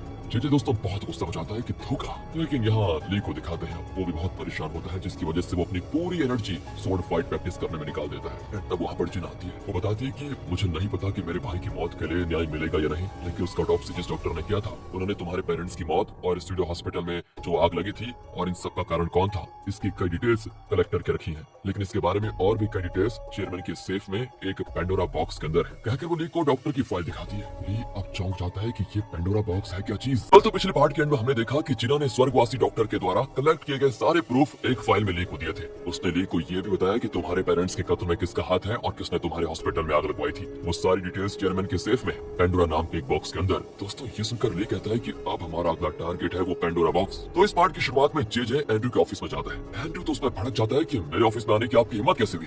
जेजे चिल्लाता है कि मुझे पेंडोरा बॉक्स दे दो वरना तुम्हारा जीना हराम कर दूंगा, बता रहा हूँ। पर दोस्तों एंड्रयू साफ इनकार कर देता है कि उसमें कई सीक्रेट छुपे हुए हैं और उनका सेफ ही रहना बढ़िया है, उसे तुम आपको देने से रहा। इतने में जीना वहाँ पर आ जाती है। उसको देखकर तो एंड्रयू का पसीने छूटने लगते हैं और वो चिल्लाता है कि जेजे को अंदर किसने अलाउ किया, इसको बाहर धकेलो। जेजे दोस्तों उसके पास जाकर कहता है कि तुम बहुत ही जल्द खुद मुझसे मिलने आओगे बेटा, कहकर वो चला जाता है। अब जीना पूछती एक बात बताओ, तुमने तो जेजे से नाता तोड़ दिया था, फिर यहाँ पर क्या लेने के लिए आया था। एंड्रयू दोस्तों झूठ बोलता है कि वो मेरी माँ के मामले में मुझे धमकाने आया था। खैर वो समय तुम्हें बाद में बताऊंगा, पर तुम यहाँ पर क्यों। वो कहती है मुझे पता चला कि चेयरमैन के सेफ में एक पेंडोरा बॉक्स है जिसमें कई इंपॉर्टेंट फाइल्स हैं। तुम तो उस सेफ के बारे में जानते होंगे ना। मुझे एक्चुअली अपने भाई के कत्ल के बारे में कुछ इन्फॉर्मेशन निकालनी है जो कि उसी पेंडोरा बॉक्स में है। क्या तुम मुझे वो फाइल निकाल कर दे सकते हो। एंड्रयू दोस्तों ऐसी एक्टिंग करता है जैसे वो पेंडोरा बॉक्स नाम की किसी चीज के बारे में कभी जानता ही नहीं है। वो कहते हैं देखो अगर मुझे सेफ में वो फाइल मिला होता तो मैं तुम्हें जरूर बताता ना। जीना भी दोस्तों चली जाती है ये सुनकर, और ये एंड्रयू का बच्चा ना अपना सेफ खोलता है तो हमें पता चलता है कि पेंडोरा बॉक्स के सारे फाइल्स एंड्रयू ने निकाल कर अपने सेफ में रख लिए हैं। वो अपने असिस्टेंट को बताता है कि अगर मैंने ये फाइल्स जिना को दिए तो जेजे मुझे अपनी कंपनी के लिए फंड्स बिल्कुल नहीं देगा, और जब मुझे फंड्स मिल जाएंगे और मेरी कंपनी थोड़ी स्टेबल हो जाएगी तब मैं ये फाइल्स जिना को दूंगा। दूसरी ओर दोस्तों चेयरमैन और नेल की मीटिंग होती है। चेयरमैन कहता है कि कल मेरी सर्जरी होने वाली है, उसमें मुझे कुछ भी हो सकता है, इसलिए मैं तुमसे मिलना चाहता था। वैसे दोस्तों इन दोनों के बीच तो अलग ही कोल्ड वॉर चल रहा है, हम तो जानते ही है ना। तो नेल कहता है ठीक है, आज तक तुमने मुझे बहुत अंडरएस्टिमेट किया है, लेकिन मुझे तुम्हारी हालत देखकर बहुत बुरा लग रहा है सच बताऊं तो, और मैं चाहता हूँ कि तुम जिंदा रहो और मुझे जीतते हुए देखो। और अगर ऐसा नहीं हुआ ना तो जीत कर भी मुझे कुछ खास खुशी नहीं होगी, देखते हैं तुम्हारी किस्मत कैसी है। ये कहकर वो चला जाता है दोस्तों। एंड यहाँ चेयरमैन बहुत गुस्सा हो जाता है कि ये कैसा आदमी है भाई। दूसरी ओर ली की टीम डिस्कस कर रही होती है कि अगर पेंडोरा बॉक्स चेयरमैन के सेफ में है तो जरूर नाथन के क्राइम्स की सारी डिटेल्स चेयरमैन को पता थी, फिर भी अपने बेटे को बचाने के लिए उन्होंने वो सारी डिटेल्स पेंडोरा बॉक्स में छुपा कर रखी। नहीं नहीं, हमें सच का पता लगाना होगा कि चेयरमैन इसमें शामिल है या नहीं। अगले दिन की बात है कि सर्जरी से पहले सिंडी अपने पापा से से मिलती है और हिम्मत देती है कि पापा आपको कुछ नहीं होगा, मैं आपके साथ हूँ पापा। चेयरमैन कहता है कि बेटी चाहे सर्जरी के बाद मुझे जो भी हो, लेकिन नाथन और अपनी माँ को मेरे पास मत भटकने देना। फिर वो एंड्रयू से कहता है कि बेटा डोडो ग्रुप को टॉप पर लेकर जाना तुम्हारी जिम्मेदारी होगी। सर्जरी के बाद मैं अच्छा हो जाऊँ तो ठीक है, वरना डोडो ग्रुप को तुम्हें संभालना होगा। इसके बाद उसे ऑपरेशन थिएटर में लेकर जाया जाता है और सर्जरी होती है शुरू। बाहर सभी टेंशन में वेट कर रहे होते हैं। तब एंड्रयू को बॉबी का कॉल आ जाता है जो हॉस्पिटल के बाहर वेट कर रहा है। इनके प्लान के मुताबिक दोस्तों चेयरमैन की सर्जरी के तुरंत बाद वो उसे किडनैप कर लेंगे। पर दूसरी ओर ली भी अपनी टीम से फोन पर बात करता है क्योंकि वो बॉबी पर नजर रखे हुए हैं, हॉस्पिटल के बाहर बैठे होते हैं। इनके अलावा नाथन भी अपनी कार में बैठा है और वो बॉबी को कॉल करके कहता है कि ठीक वक्त पर पापा को किडनैप कर लोगे ना, कहीं कोई गड़बड़ तो नहीं होगी। बॉबी कहता है कि हाँ कर लूंगा, टेंशन क्यों लेते हो। कॉल कट करके वो कहता है कि हाँ एक नंबर का उल्लू आदमी है, सोचता है कि मैं इसके लिए काम कर रहा हूँ, ये तो जानता ही नहीं कि मैं तो एंड्रयू के लिए काम कर रहा हूँ। और दोस्तों तब उन्हें नर्स कॉल करके कहती है कि सर्जरी अभी खत्म हुई है, तुम लोग किडनैप करने के लिए तैयार रहना। फिर सर्जन बाहर आकर बताते हैं कि सर्जरी हो चुकी है, वो बिल्कुल ठीक है, डरने की कोई बात नहीं, वक्त के साथ साथ नॉर्मल हो जाएंगे वो। ये सुनकर सभी बड़े खुश होते हैं। दोस्तों एंड्रयू खुश होने की एक्टिंग करता है पता है, लेकिन सच में यार सबसे ज्यादा खुशी तो सिंडी को होती है। उसने सुबह से कुछ नहीं खाया होता है। वो कहती है लेसे मैं खाने जा रही हूँ, तुम भी आ जाओ। और ली कहता है देखो मुझे एक अर्जेंट काम है, तुम जाओ। दूसरी ओर चेयरमैन को दिखाते हैं जिसे सर्जरी के बाद दौरा जैसा पड़ने लग जाता है। असल में सर्जरी से पहले उस नर्स ने जो इंजेक्शन लगाया था ये शायद दोस्तों उसी का असर है जिससे चेयरमैन का हार्ट बीट थोड़ी देर के लिए अब रुक जाएगा। और होता भी वही है। तभी हेड नर्स आकर चेयरमैन को चेक करके कहती है कि चेयरमैन अब जिंदा नहीं है। और दोस्तों अब ऑफिशियली चेयरमैन की डेथ हो चुकी है, ऐसा सबको बता दिया जाता है। फिर वो बॉबी को कॉल करके कहती है कि तुम आ सकते हो। बॉबी भी नर्स के भेस में मास्क पहनकर अंदर आता है और चेयरमैन के बेड से चादर हटाता है। एकदम चौंक जाता है वो, क्योंकि वहाँ पर चेयरमैन होता ही नहीं। वो बिल्कुल बौखला जाता है दोस्तों। तुरंत उस नर्स को कॉल करके पूछने लगता है तो वो भी शॉक हो जाती है कि इतनी जल्दी वो कहाँ जा सकते हैं। बॉबी को टेंशन में देखकर ग्रे ली को इन्फॉर्म कर देता है कि चेयरमैन गायब है और ली भी चौंक जाता है कि आखिर चेयरमैन को कौन लेकर गया होगा। दूसरी ओर दोस्तों डॉक्टर पीए को बता रहा है कि चेयरमैन की मौत हो चुकी है लेकिन उनकी बॉडी गायब है। सिंडी पूरी तरह टूट जाती है। पर ली कहता है कि तुम जाओ, मैं देखता हूँ कि यहाँ पर चल क्या रहा है, क्या ड्रामा है ये। ली हॉस्पिटल का सीसीटीवी चेक करना चाहता है दोस्तों। बाहर एंड्रयू बॉबी की धुलाई कर रहा होता है कि सच बताओ मेरे पापा को तुम कहाँ लेकर गए। वो तो रोने लग जाता है कि मैं सच बोल रहा हूँ, जब मैं कमरे में गया तो वहाँ चेयरमैन था ही नहीं। एंड्रयू कहता है सच बोलो, तुमने जरूर पापा को नाथन के हवाले किया होगा। पर बॉबी बार बार कहता है कि मैं सिर्फ तुम्हारे लिए काम करता हूँ, प्लीज मेरा विश्वास करो। और दोस्तों इतने में नाथन बॉबी को कॉल करके चिल्लाता है कि अबे मेरे पापा को कहाँ लेकर गए तुम लोग। दोस्तों यहाँ एंड्रयू को यकीन हो जाता है कि चेयरमैन को नाथन ने नहीं किसी और ने किडनैप किया है। फिर वो सीसीटीवी में देखते हैं कि मास्क पहना हुआ कोई चेयरमैन को व्हील चेयर में बिठाकर लेकर जा रहा है। ली तो एंड्रयू से पूछता है क्या तुमने चेयरमैन को किडनैप किया। एंड्रयू उल्टा उससे पूछता है कि कहीं तुमने पापा को किडनैप तो नहीं किया। एंड यहाँ जिना की कुछ समझ में नहीं आता दोस्तों। तो ली कहता है कि देखो मैं तुम्हारी असलियत के बारे में यहाँ बात नहीं करना चाहता क्योंकि जिना यहाँ पर खड़ी है, सुनो मेरी बात। एंड्रयू कहता है कि जिना इतनी ना समझ रही है कि तुम्हारे झूठ पर वो यकीन कर ले, इसलिए तुम कुछ भी कह लो, मुझे कोई डर नहीं। अच्छा बेटा, तो क्या जिना जानती है कि तुम्हारा गैंगस्टर बॉबी के साथ कनेक्शन है। ये कहकर ली चला जाता है दोस्तों। और अब एंड्रयू चौंक जाता है कि जिना को क्या जवाब दूं। वो कहता है कि अरे ये पागल, तुम इसकी बात पर विश्वास मत करना, वो तो बिजनेस के सिलसिले में बॉबी मुझसे मिलने आया था, मेरा और उसका कोई कनेक्शन नहीं है। दूसरी ओर चेयरमैन की वाइफ कहती है देखो अब वो मर चुके हैं, बॉडी नहीं मिली तो क्या हुआ, हम उनका फ्यूनरल करवाएंगे। दोस्तों बताओ यार कैसी औरत है ये सुनकर सिंडी भी चौंक जाती है। एंड्रयू कहता है कि आप क्या कह रही हैं, अगर हमने ऐसा किया तो डोडो ग्रुप का मार्केट पूरी तरह से डाउन हो जाएगा। चेयरमैन की वाइफ फटाक करके उसके गाल पे लाल करते हुए कहती है क्यों क्यों डर गए क्या, अगर फ्यूनरल हुआ तो उसकी प्रॉपर्टी से फूटी कौड़ी नहीं मिलेगी तुम्हें, यही डर है तुमको। पर उन्हें तुम्हें अपने परिवार के सदस्य के तौर पर रजिस्टर भी नहीं किया था, तुम क्यों बीच में आ रहे हो, फिर तुम्हें प्रॉपर्टी कैसे मिल सकती है ये बताओ। और अब ये सारी प्रॉपर्टी मेरी है समझे, और अब देखो मैं किस तरह तुमसे बदला लेती हूँ। एंड्रयू की बोलती बंद चुपचाप बाहर चला जाता है। और अब नाथन का असिस्टेंट जो अब एंड्रयू के साथ काम कर रहा है वो पूछता है कि आपने जो नकली वसीयतनामा बनाया उसके मुताबिक तो सारी प्रॉपर्टी आपको ही मिलेगी ना। एंड्रयू कहता है कि अरे देखो जब तक ये लोग अपने आप उस सेफ को खोलकर वसीयतनामा नहीं देख लेते तब तक हमें उसके बारे में बात भी नहीं करनी है और ना ही ये दिखाना है कि हमें उसके बारे में कुछ पता है, इसलिए अब से चुप रहो और आगे आगे देखो होता है क्या। अगले सीन में दोस्तों चेयरमैन का फ्यूनरल होता है, लेकिन वहाँ पर आए हुए लोगों को नहीं पता कि शव पेटी में चेयरमैन की बॉडी तो है ही नहीं, सब खाली बॉक्स को श्रद्धांजलि देकर लेकर जा रहे होते हैं। जेजे तो आकर सीधे एंड्रयू से बात करने लगता है, तो नाथन कहता है कि मैं बड़ा बेटा हूँ, आपको मुझसे बात करनी चाहिए। हाँ तुम तो एकदम नालायक हो, इसलिए मैं तुम्हारे मुंह तो लगना ही नहीं चाहता। कहकर वो एंड्रयू के कान में कहता है कि तुमने मुझसे दुश्मनी मुंह लेकर ठीक नहीं किया, तो मुझसे मदद मांगने जरूर आओगे, देखते रहना बेटा तुम। ये कहकर दोस्तों जेजे भी चला जाता है तो वहाँ पर ली आता है। वो भी कह देता है कि मुझे जल्दी आपके सारे सीक्रेट्स पता चल जाएंगे और उन्हें सबूत के तौर पर पेश करके मैं आपको हमेशा के लिए अंदर करवा दूंगा। जेजे कहता है कि अरे यार इन धमकियों से तो मैं बोर हो चुका हूँ। अच्छा जी बोर हो चुके हो, तो चौंका देने वाली एक बात भी सुन लीजिए अंकल जी, शव पेटी में चेयरमैन की बॉडी नहीं है, उन्हें मैंने किडनैप करके रखा हुआ है और जब उन्हें होश आएगा तो आपके सारे सीक्रेट्स मेरे हाथ में होंगे। लेकिन यहाँ जेजे बड़ा कॉन्फिडेंटली कहता है कि उनके पास मेरे खिलाफ कोई सबूत नहीं होगा, ये मैं अच्छी तरह जानता हूँ, तो मैं जो उखाड़ना है उखाड़ लो। कहकर वो भी चला जाता है। चलिए फाइनली आपका वेट हुआ खत्म, चेयरमैन को अब दिखाते हैं तो वो एक घर में होते हैं। वो होश में तो है लेकिन उठ नहीं पाता और ना ही कुछ बोल पाता है। ये किसका घर है, किसने उसे किडनैप किया फिलहाल तो ये नहीं बताया जाता। इसी बीच एक मीटिंग में सबको बुलाकर चेयरमैन का ओरिजिनल वसीयतनामा पढ़ा जाता है और दोस्तों ये वो नकली वसीयतनामा नहीं है जो एंड्रू ने चेयरमैन के सेफ में रखा था, बल्कि वो वसीयतनामा है जो चेयरमैन ने पहले से लिख कर रखा था। उसके अनुसार प्रॉपर्टी का 50% नाथन को, 30% सिंडी को और 20% चेयरमैन की वाइफ को दिया जाना चाहिए। लीगल एडवाइजर होने के नाते जिना वसीयतनामा पढ़ती है। एंड्रू अभी भी खामोश रहता है दोस्तों। नाथन को तो हर बात में उछलने की आदत है, तो वो एंड्रू से कहता है कि देखा देखा देखा, मेरे पापा ने तुम्हें सर पे जरूर बिठाया था, लेकिन अच्छा हुआ उन्होंने पहले से अपना वसीयतनामा लिख के रखा हुआ था। 2 दिन के बाद शेयर होल्डर्स मीटिंग में मैं तुम्हें लूडो ग्रुप से पूरी तरह निकाल दूंगा और तुम आज तक जो हमें ये नाच दिखा रहे थे ना, उसका पूरा बदला लिया जाएगा।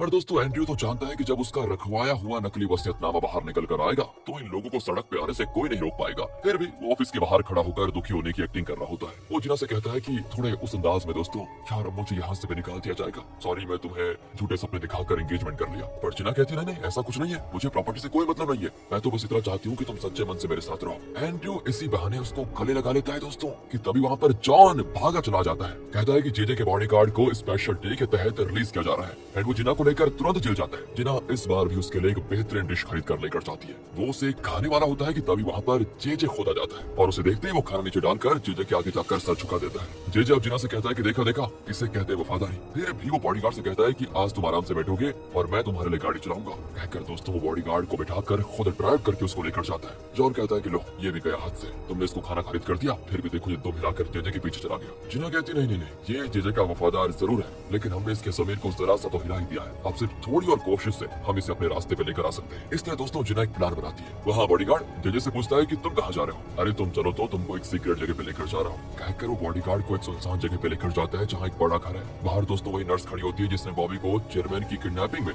मदद करने की कोशिश की थी और यहाँ पता चलता है कि असल में चेयरमैन को जेजे ने किडनैप किया था दोस्तों।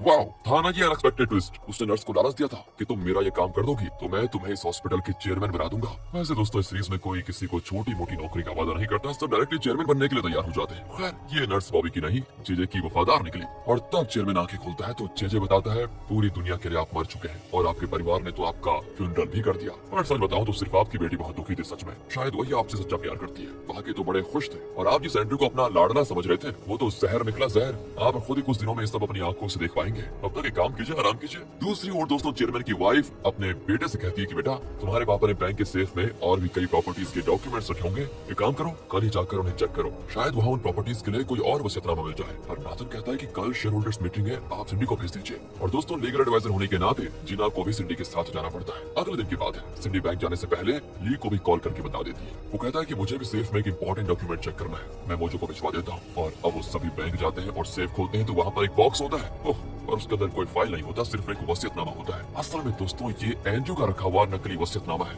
उसे पढ़कर तो सिंडी पूरी तरह चौंक जाती है क्योंकि उसमें सिंडी को भी प्रॉपर्टी के कोई शेयर नहीं मिले होते हैं। जिना उस वसीयतनामे को देखकर कहती है ये तो चेयरमैन की हैंडराइटिंग है और लगता है ये उन्होंने रिसेंटली लिखा है, मतलब यही उनका फाइनल वसीयतनामा माना जाएगा। दूसरी ओर शेयर होल्डर्स मीटिंग से पहले एंड्रू को दिखाते हैं जो बड़ा खुश नजर आता है। ये पूछता है वैसे तुम्हें तो नर्वस होना चाहिए पर तुम बड़े मजे में लग रहे हो, क्या बात है, कुछ गड़बड़ कर ली क्या फिर से? एंड्रू कहता है कि देखो वो सब तुम्हें बताने की मुझे कोई जरूरत नहीं है। दोस्तों मीटिंग में चेयरमैन की वाइफ बहुत ही कॉन्फिडेंट होती है कि अगली चेयरमैन तो मैं बनूंगी। वहाँ तभी जिना, जॉन, सिंडी आ जाते हैं और जॉन सबके सामने वो वसीयतनामा दिखाता है और कहता है यही असली वसीयतनामा है। सभी शौक होने पे मजबूर हो जाते हैं दोस्तों। जिना उसे सबके सामने पढ़कर सुनाती है कि मेरी वाइफ और मेरे बेटे ने मेरे खिलाफ बहुत कुछ किया, इसलिए मेरी प्रॉपर्टी में से उन्हें 1% नहीं दिया जाएगा। मेरी बेटी ने भी कई बार मेरा अपमान करवाया, इसलिए उसे मैं सिर्फ एक घर देता हूँ। अपनी बाकी की सारी प्रॉपर्टी मैं एंड्रू को देना चाहता हूँ और वही डोडो ग्रुप को चलाएगा। सोचिए दोस्तों नाथन के सर पे कितना बड़ा पहाड़ टूटकर गिरा होगा। वो एंड्रू को पकड़कर चिल्लाता है कि बताओ ये सब तुम्हारा क्या धराया है ना। एंड्रू का फोन गिर जाता है और सीधे जिना के पास जाकर रुकता है। चेयरमैन ये सारी न्यूज देख रहा होता है दोस्तों। उसकी फोटो क्लिक करके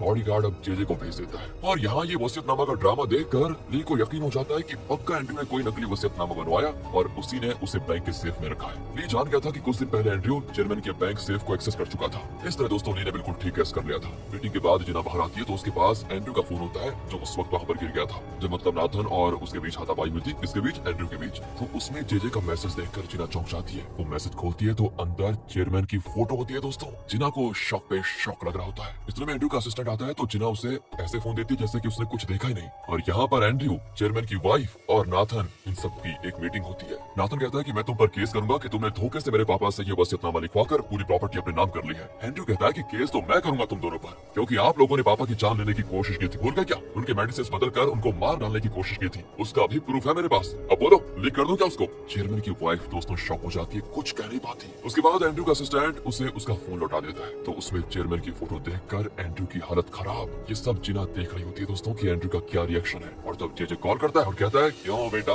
कैसे लग रहे हैं तुम्हारे प्यारे पापा उस फोटो में? मैंने कहा था ना कि तुम्हें मेरी मदद की जरूरत पड़ेगी पड़ेगी पड़ेगी। पड़ गई, देखो मैं लोकेशन भेज रहा हूँ, वहाँ पर हाजिर हो जाओ तुरंत। दोस्तों ये सब कुछ देखकर अब जिना परेशान हो जाती है कि मैं कहाँ किसके चंगुल में फंस रही थी। तब उसे ली की बात याद आती है कि एंड्रयू जेजे से भी खतरनाक जंतु है, उससे बच के रहना। जिना को भी शक होने लगता है कि एंड्रयू से झूठ बोल रहा है और इमोशनल ब्लैकमेल करके उसको धोखा दे रहा है। सच जानने के लिए वो एंड्रयू को धीरे धीरे फॉलो करने लग जाती है। तो एंड्रयू होटल में जाकर जेजे से मिलता है और उस कमरे के बाहर जिना खड़ी होकर उनकी बातें सुनती है। अचानक ली पीछे से आकर उसका मुंह बंद कर देता है और उसे दूसरे कमरे में लेकर जाता है। असल में बॉडीगार्ड वहाँ पर आ गया था दोस्तों, इसलिए ली ने जिना को बचाने के लिए ऐसा किया था। अगर बॉडीगार्ड ने जिना को देख लिया होता तो बड़ी मुसीबत हो जाती। ली उससे कहता है कि देखो, अब इतना कुछ हो जाने के बाद भी मैं एंड्रयू को तुम्हें और धोखा नहीं देने दूंगा। जिना शॉक में उसको देखती रह जाती है और काउंटडाउन शुरू हो चुका है। इस सीरीज के अंत होने का लास्ट 5 एपिसोड बचे हुए हैं मात्र। वह तो पिछले पार्ट के एंड में हमने देखा कि एंड्रयू पर शक करके जिना उसको फॉलो करने लगी। एंड्रयू जेजे से बात कर रहा होता है तो जिना उसकी बातें सुनने की कोशिश कर रही थी और तब बॉडीगार्ड वहाँ पर आ गया था। उससे जिना को बचाने के लिए ली वहाँ पर पहुँच गया, जिसने उसको दूसरे कमरे में पहुंचा दिया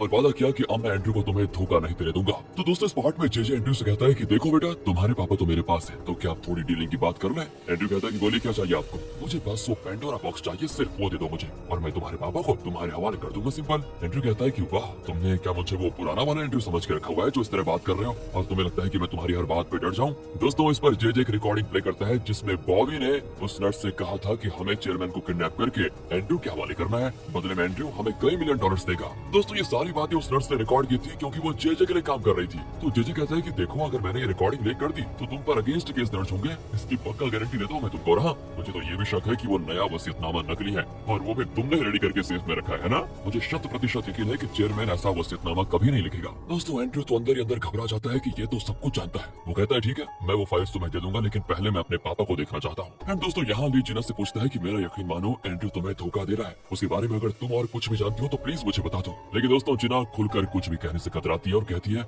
मुझे भी जरा शक है, लेकिन मैं अपनी तरफ से और भी कई बातें अभी जानने की कोशिश कर रही हूँ। जब मुझे पूरा सच पता चलेगा तब मैं तुम्हें बताऊंगी। फिर ली जिना और मोजो होटल से बाहर आ जाते हैं। दोस्तों ली कहता है कि मुझे तो ये भी शक है कि वो वसीयतनामा नकली है और उसे एंड्रयू ने तैयार करके सेफ में रखवाया था। सुनकर तो जिना पूरी तरह चौंक जाती है। ली कहता है कि तुम एक बार फिर उस वसीयतनामे को चेक करो और वेरीफाई करो कि क्या वाकई में उसको चेयरमैन ने लिखा था या किसी और ने। जिना भी कह रही थी कि ठीक है मैं वेरीफाई करूंगी। अगले सीन में दोस्तों जिना एंड्रयू से पूछती है क्या तुम्हें अपने पापा की बॉडी का कुछ पता चला? वो कहता है कि अभी तो नहीं, लेकिन हाँ अपनी एसपीडी टीम उस काम पे लगी हुई है, जल्दी कुछ पता चल जाएगा। दोस्तों जिना उसका ये झूठ नोट कर लेती है एंड उसे वो दिन याद आता है जब जिना को बचाने के लिए एंड्रयू ने जेजे से मार खाई थी। तब जेजे ने कहा था कि जब तक तुम जिंदा हो तब तक मेरे कंट्रोल में रहोगे और हमारे बीच की डीलिंग जारी रहेगी। जिना को कहीं पर तो ये लगता है कि शायद जेजे के डर से ही एंड्रयू ऐसा कर रहा है। एंड दोस्तों जब वो जॉन से इस बारे में बात करती है ना, तो वो कहता है कि सुनो, अगर एंड्रयू सच में जेजे से डर कर ये सब कुछ कर रहा है तो वो तुमसे छुपा क्यों रहा है, ये बताओ। मेरे तो कुछ समझ में नहीं आ रहा। पर दोस्तों जिना को लगता है कि जेजे ही एंड्रयू को डरा धमका कर नचा रहा है और वो कहती है आगे कि अगर हमने जेजे के खिलाफ जो पेंडोरा बॉक्स में प्रूफ है उसे निकाल लिया तो एंड्रयू को जेजे से छुटकारा दिला सकते हैं। लगता है दोस्तों जिना एंड्रयू को बढ़िया आदमी मान रही है। अगले सीन में एंड्रयू चेयरमैन को देखने उस घर में जाता है जहाँ जेजे ने उसको रखा हुआ है। चेयरमैन गहरी नींद में होता है। जेजे बताता है कि सर्जरी के बाद चेयरमैन का अल्जाइमर्स तो ठीक हो गया, लेकिन जब तक वो पूरी तरह नॉर्मल नहीं हो जाते तब तक वो ना तो ठीक से बोल सकते हैं और ना ही उठकर चल सकते हैं। एंड्रयू कहता है कि जब तक वो ठीक नहीं हो जाते हैं उन्हें यहीं पर रहने दो। फिर बाहर जाकर वो जेजे को पेंडोरा बॉक्स में रखा हुआ एक फाइल देता है। जेजे भड़क जाता है क्योंकि दोस्तों उसमें सिर्फ नेल का फाइल होता है। एंड्रयू कहता है कि वैसे भी आपको तो सिर्फ नेल के सीक्रेट्स चाहिए थे ना, तो ये रही उसकी फाइल, सो मैंने दे दिया आपको। जेजे कहता है कि अरे उसमें मेरे भी फाइल थे, वो मुझे चाहिए। लेकिन दोस्तों एंड्रयू मना कर देता है, कहता है कि वो डोडो ग्रुप की प्रॉपर्टी है, इसलिए वो तो मैं आपके हवाले करने से रहा क्योंकि वो कंपनी का कॉन्फिडेंशियल इन्फॉर्मेशन है, उसके लीक होने से डोडो ग्रुप को बहुत नुकसान होगा। कहकर वो निकल जाता है। लेकिन यहाँ जेजे को चिढ़न हो जाती है दोस्तों कि एंड्रयू ने एक बार फिर मुझे उल्लू बना दिया, इसको तो मैं छोड़ूंगा नहीं, बाकी फाइल्स को पाकर रहूंगा। सीधे यहाँ से एंड्रयू को दिखाते हैं दोबारा जो अपने सीक्रेट सेफ में से एक पेन ड्राइव निकालता है और यहाँ एक फ्लैशबैक दिखाते हैं दोस्तों कि जेजे और नाथन के बीच कुछ बातें हुई थी जिसे जेजे ने रिकॉर्ड करके चेयरमैन को सुनवाया था। उस समय जब ली के पेरेंट्स का अपना हॉस्पिटल था और उन्हें उसी हॉस्पिटल में रखा गया था, तो चेयरमैन ने उस हॉस्पिटल के मेन रिसर्चर को बुलवाकर उससे एक पेन ड्राइव ले लिया था। उसमें जेजे और रिसर्चर के बीच की बातों की रिकॉर्डिंग थी। उस पेन ड्राइव को लेकर चेयरमैन ने उसे दूसरा पेन ड्राइव दिया और कहा कि तुम्हें ऐसी सेटिंग करनी है जिससे कि ये लगे कि हॉस्पिटल में तुमने आग लगाई। ये कहकर उसने उस रिसर्चर को भेज दिया था दोस्तों और अब प्रेजेंट में वो ओरिजिनल पेन ड्राइव एंड्रयू के पास है। एंड्रयू पेन ड्राइव को प्ले करता है जिसमें जेजे ने कहा था तुम हॉस्पिटल में आग लगा दो। और पता है क्या, इस पर रिसर्चर ने पूछा था कि हॉस्पिटल के ओनर्स का क्या हुआ, तो जेजे ने पता है क्या कहा, उनकी बॉडी का जल्द पता चल जाएगा, उसके बारे में तुम फिक्र मत करो, पूरे लैब को जला डालो। और दोस्तों अब अगर ये ऑडियो लीक हुआ तो जेजे की स्टोरी का समझो दी एंड। दूसरी ओर जॉन जिना से कहता है कि मुझे नहीं लगता कि वो बॉडीगार्ड हमारी बात मानेगा, इसलिए हमें कोई दूसरा तरीका अपनाना होगा। एक काम करो, ये फोन तुम उसकी कार में रख दो। अगले सीन में दोस्तों बॉडीगार्ड अपने अपार्टमेंट में कार को पार कर रहा होता है और तभी अचानक दरवाजा खोलकर जिना अंदर बैठ जाती है। बॉडीगार्ड तो भड़क जाता है कि निकलो मेरी कार से, और ये कहकर वो उतरकर जिना की तरफ आता ही है, पर इसी बीच जिना उसके सीट के नीचे मोबाइल रख देती है। वो कहता है कि तुम मुझे खरीदने के लिए यहाँ तक आ गई। जिना कहती है कम से कम अपनी माँ की खातिर तो सुधर जाओ, देखो मेरी माँ के बारे में तुम आइंदा बात मत करना, समझी। ये कहकर दोस्तों वो गुस्से में चला जाता है, पर जिना जिस काम के लाई थी वो तो पूरा हो चुका, मतलब फोन वहाँ पर रख चुका। दूसरी ओर नेल प्रेस मीट में होता है और वहाँ पर जेजे को आते देखकर नेल के पसीने छूट जाते हैं, क्योंकि उसने अनाउंस किया था कि अब उसकी बेटी और जेजे का डाइवोर्स हो चुका और उन्होंने जेजे से नाता तोड़ दिया। पर जेजे आकर देखो उसको गुलदस्ता देता है। नेल भी हंस कर ले लेता है क्योंकि सबके सामने वो और कुछ भी नहीं कर सकता था। बस फिर क्या था दोस्तों, रिपोर्टर्स पूछते हैं कि क्या आप दोनों में फिर से सुलह हो गई, आप दोनों के तो झगड़े हो चुके थे। जेजे कहता है कि पास ही मेरा होटल है, आप लोग वहाँ पर आइए, मैं सबको डिटेल में बताता हूँ। और फिर सभी को वहाँ पर लेकर जाता है। वो पूछते हैं कि क्या ये सच है कि आप इलेक्शन के बाद फिर से नेल की बेटी से शादी कर लेंगे। जेजे कहता है कि इस सवाल का जवाब है ही नहीं, ऐसा कभी होने ही नहीं वाला, आप लोग खाना एंजॉय कीजिए, मैं अभी आया। ये कहकर दोस्तों वहाँ से निकलकर पास वाले कमरे में जाता है जहाँ उसने नेल और किमी को बिठा के रखा हुआ है। नेल गुस्सा होता है कि ये क्या तमाशा खड़ा कर दिया तुमने, मैंने तुम्हें मना किया था ना कि मेरे रास्ते में मत आना। ससुर जी टेंशन क्यों होते हैं आप, मेरे पास एक फुल प्रूफ स्ट्रेटेजी है, सुनेंगे तो मुझे गले लगा लेंगे आप। देखो अगर आपको इस कैंपेन में आगे बढ़ना है और इलेक्शन जीतना है तो हमें रिपोर्टर्स के सपोर्ट की जरूरत पड़ेगी ना। अब पिछली बार तो मैं इलेक्शन में सीधे सीधे रिश्वत देकर फंस गया, लेकिन इस बार मैं ऐसी बेवकूफी नहीं करूंगा। कहकर वो नेल को अपना बिजनेस कार्ड देता है जो कि सोने का बना है दोस्तों, सोने का। कहता है ये है मेरी नई स्ट्रेटेजी। दूसरी ओर बॉडीगार्ड को दिखाते हैं तो रिपोर्टर से कहता है कि जेजे ने एक नया ऑफिस खोला है तो वो सबसे पहले अपना बिजनेस कार्ड अपनों को देना चाहते हैं। पेपर कार्ड्स को तो लोग फेंक देते हैं, इसलिए उन्होंने इस बार सोने का बिजनेस कार्ड बनवाया।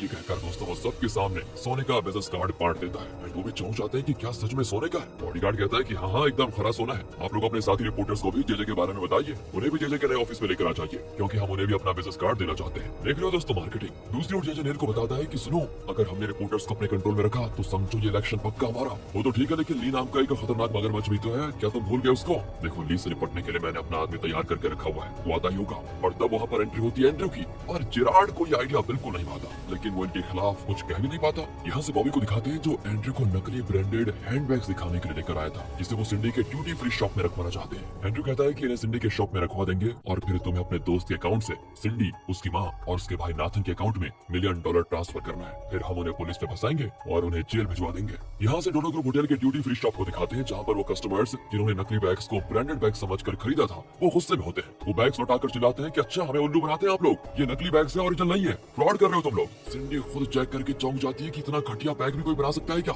यही नहीं दोस्तों, अब होटल में भी रेड बढ़ती है क्योंकि सिंडी के अकाउंट में बहुत बड़ा अमाउंट क्रेडिट हो चुका था। वो बताते हैं कि आपकी ड्यूटी फ्री शॉप में ये नकली बैग्स रखवाने के लिए आपने किसी से कई $1 मिलियन रिश्वत ली है। एंड इस तरह वो सिंडी को अरेस्ट करके लेकर जाते हैं। वो भी घबरा जाती है कि अरे इसमें तो मेरी कोई गलती नहीं है। इतने में ली भाई साहब वहाँ पर आ जाते हैं। वो पूछता है कि बिना वारंट के आप इसको अरेस्ट कैसे कर सकते हैं, और वो लोग कहते हैं कि इन्होंने ड्यूटी फ्री शॉप में नकली प्रोडक्ट्स रखवाने के पैसे लिए हैं और वो भी मिलियंस में। बाकी बातें आप इनके रॉयड से कर लीजिए। सिंडी भी चिल्लाती है कि प्लीज ली मुझे बचा लो, मैंने कोई गलती नहीं की है। ली समझ आता है कि ये पक्का किसी का प्लान है जिसमें सिंडी फंस गई है। दोस्तों बाद में वो लोग ना बॉबी से भी पूछताछ करते हैं क्योंकि उसके दोस्त के अकाउंट से अमाउंट ट्रांसफर हुआ था। बॉबी कहता है कि सर वो तो मैं नहीं जानता, पर उसने कहा था कि वो किसी को रिश्वत देने वाला है, इसमें अब मैं क्या कर सकता हूँ बताइए, आपने मुझे खामखा पकड़ के रखा हुआ है। इतने में दोस्तों चेयरमैन की वाइफ और नाथन को भी अरेस्ट करके लेकर आ जाते हैं क्योंकि उनके अकाउंट में भी अमाउंट क्रेडिट हुआ था। नाथन बॉबी पर भड़कता है कि जरूर बेटा तुमने कुछ गड़बड़ किया होगा। बॉबी कहता है कि सर आप हैं कौन और मुझ पर क्यों चिल्ला रहे हैं। इस तरह बहाना करके वो वहाँ से कट लेता है। दोस्तों बाहर ली वेट कर रहा होता है और वहाँ बॉबी को देखकर वो सोच में पड़ जाता है। तब ली को याद आता है कि जब ग्रे के जरिए उसने माइक वाला वॉच बॉबी को दिया था